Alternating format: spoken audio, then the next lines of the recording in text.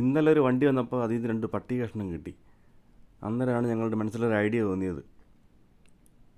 2 ദിവസം മുമ്പ് ബൂഫിയുടെ ഫ്രണ്ടിൽ ഒരു ഗ്രില്ല് ചെയ്യുന്ന അൽഫാം ഗ്രില്ല് ചെയ്യുന്നതിൻ്റെ ഗ്രില്ല് അവിടെ കിടക്കുന്നത് ഞാൻ കണ്ടായിരുന്നു. അങ്ങനെ അതെടുത്തിട്ട് വന്നത് ഡാമേജായിട്ട് കളഞ്ഞ സാധനം അതുപോയി എടുത്തിട്ട് വന്ന് അത് ക്ലീൻ ചെയ്തെടുത്തു. എന്നിട്ട് നമ്മുടെ പട്ടി കഷ്ണമെല്ലാം മുറിച്ച് ഒരു വീട് പോലെ അടിച്ചെടുത്തു. എന്നിട്ട് 2-3 ക്ലാമ്പൊക്കെ വളച്ചെടുത്ത് അതിന് ഫൗണ്ടേഷനൊക്കെ ഉണ്ടാക്കി നിങ്ങൾ പണി തുടങ്ങി. അങ്ങനെ അതെല്ലാം താഴത്തെ പട്ടികളിലോട്ട് വെച്ച് സ്ക്രൂ ചെയ്ത്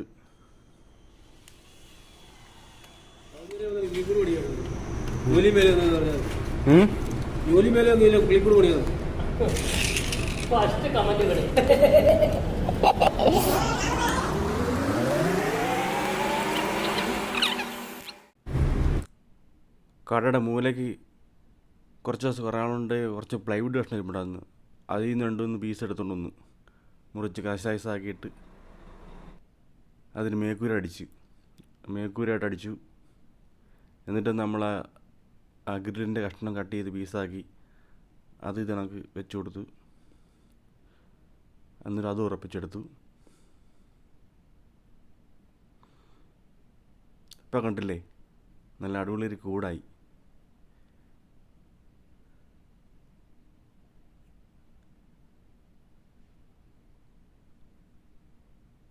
അപ്പോൾ നമ്മൾ ഇനി ഇത് എന്താ ചെയ്യാൻ പോണതെന്ന് ഉടനെ കാണിച്ചു തരാം. ഓക്കെ.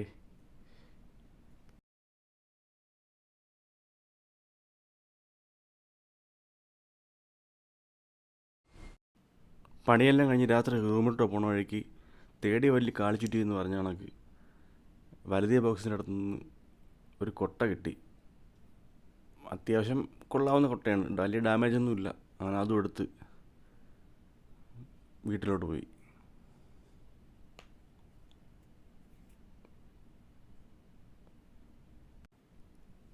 അങ്ങനെ ഞങ്ങളിന്ന് രാവിലെ എണീറ്റു.